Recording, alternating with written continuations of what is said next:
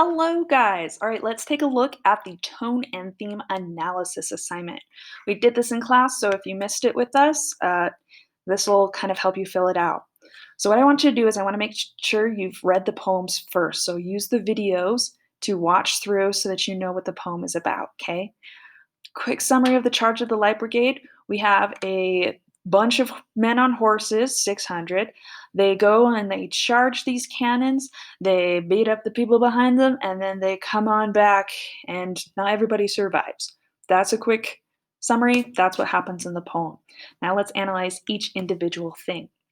So if we look specifically at lines, we're going to look at all in the valley of death. We want to talk about why do you think the author chose this term? Why did he say valley of death instead of say, valley of the fallen or valley of the kick the bucket or valley of the, pushing up daisies, something like that. We can go with the literal answer like because death happened in that valley. But why would he specifically pick death over another term to use for people who die during war? That's going to come down to a tone. What's he trying to set you up? He's trying to get you in the mindset of this is going to be about war. Get ready to be sad, kind of thing. So he's setting you up for that tone. Type something along those lines in this box. Once we get into the second uh, stanza, we have was there a man dismayed? Dismayed means kind of like disappointed or worried or not like sure what's going on or they're like hesitant. So was there a man dismayed? Not though the soldier knew, so not that they knew. Someone had blundered or made a mistake. Theirs not to make reply. It's talking about the soldiers. Theirs not to reason why. Theirs but to do and die. So if we were explaining what these words mean in our own words, they weren't dismayed, they weren't disappointed or anything like that, even though someone had made a mistake. It wasn't their job to question. It wasn't their job to be like, maybe we shouldn't put horses against guns. Uh, it's just their job to do and die. So something along those lines in that box. Rode the 600. The author repeats this time several times. We notice that um, later in the poem, it says not the 600. Because he's repeated it so many times, this line has so much more power at that point because we're so used to hearing 600 that when we do lose a number, it becomes much more powerful. So, something along those lines. Also, emphasizing that this isn't a lot of soldiers. They're not trying to outnumber the enemy, they're trying to outclass them. It really shows that they're sending good soldiers into this battle to go and to fight and to die. We have a scene where he starts describing that the cannons go off, uh, and then we have right here, after we talk about all the cannons, we say, boldly they rode and well into the jaws of death, into the mouth of hell, rode the 600. So cannons in the front of them and the jaws of death and mouth of hell on the other side. But in the middle, boldly they rode and well. We're showing that no matter how crazy it is, no matter how scary it is, they are bold, they are brave, they are courageous, and they are riding with confidence. Even though they really might die and they know, they are riding as though they will win. They are riding well. It also shows, again, the quality of soldiers that they are. These are our top notch men, people who we should definitely respect. They are good soldiers. Moving on to the next one, we're going to focus on tone. So it says, flashed all their sabers bare, flashed as they turned in air, sabering the gunners there, charging an army while all the world wondered, plunged in the battery smoke, right through the line they broke. So we've got them fighting with swords, flashing and stabbing the gunners, and everyone is watching in awe. And as those horses plunge into the smoke from the cannons, they break through the line of cannons. They make it to the other side. This is a triumphant moment. This is a moment where victory might actually be possible. We are seeing them succeed. We've got horses against cannons, and they are still making it through. Truly, the tone in this is going to be triumphant, victorious, positive, hopeful. We have something to look forward to. We're not just going to our deaths. Moving on to the next one. Cossack and Russian, those are the people who they're fighting, reeled from the saber stroke, shattered and sundered. Then they rode back, but not. not the 600. Okay? This emotional impact, these two lines, how did they impact you?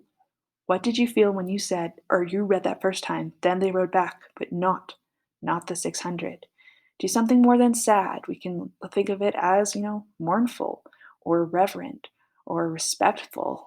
Those kind of feelings where, yes, we're sad, we're still happy for the ones who survived, but we do feel the loss of those other soldiers who didn't come back. Now that they're coming back, we're going to see kind of like a mirror image of the poem. Cannon to the right of them, cannon to the left, cannon behind them volleyed and thundered, stormed with shot and shell, while horse and hero fell. They that had fought so well came through the jaws of death, back from the mouth of hell. All that was left of them, left of 600. So if we're looking at the tone of these lines, we're going to notice that while it's talking fairly about negative things, like our strongest word here in this line is fell, fought, death, hell, left. These are powerful, negative emotion words. So we're going to be looking at a tone that's on the sadder side, okay? Go ahead and I want you to write something, we are feeling disappointed. We didn't get to save all of our heroes. We're feeling mournful again. We're feeling, defeated almost a little bit because all that was left of them, left of the 600, it makes it sound like there's really not that many. So it is a sad tone, but we don't use sad. We're better than sad. Then we look at the last stanza of the poem. Now, this is where all the magic happens. Okay, guys? The last stanza is where the most power of the poem is, so pay close attention to it. This is where he's going to make his main point. When can their glory fade? Oh, the wild charge they made. All the world wondered. Honor the charge they made. Honor the Light Brigade. Noble 600. So again, the end thing that we have, even though we started out talking about a valley of death and blunders and all that, in the end, what should we remember? Honor the charge they made. Honor the Light Brigade. Noble 600. We should honor these noble soldiers who have given so much so that they can fight for their country. So something along those lines. Make sure that gets typed in that box. The analysis paragraph, this is the part I'm going to be grading pretty harshly. You need to make sure that you start with a claim, okay? We are talking about the tone. So you're going to type something like the tone of the poem is. Finish that sentence, okay? You can talk about how there's multiple tones. Maybe since it started out kind of dark, with a valley of death, but then we ended with a very triumphant, victorious, respectful kind of tone, then you can talk about how that tone changes. That's fine.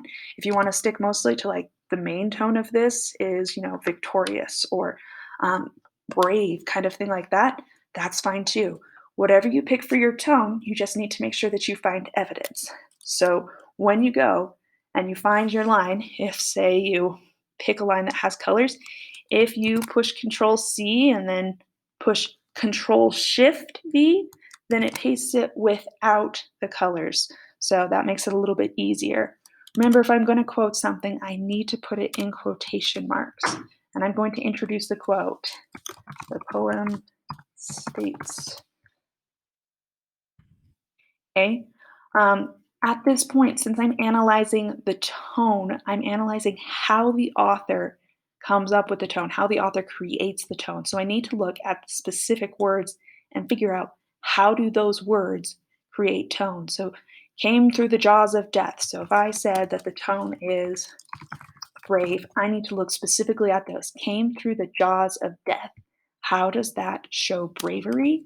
Well, in this case, I might think of it as something like jaws is a scary word, and the jaws of death are unavoidable, usually. If they came through them, that meant they were almost swallowed by death, but they managed to escape. It's a miracle. It took effort. Something like that, okay? See how I analyze it? I didn't just say, It shows them doing something cool, okay? You really look at it. This is a metaphor, jaws of death. I'm going to look at it as a metaphor. What does that mean? How does it build on a brave tone? Make sure you use at least two pieces of evidence, okay? So find another line, analyze it. All right, guys, good luck.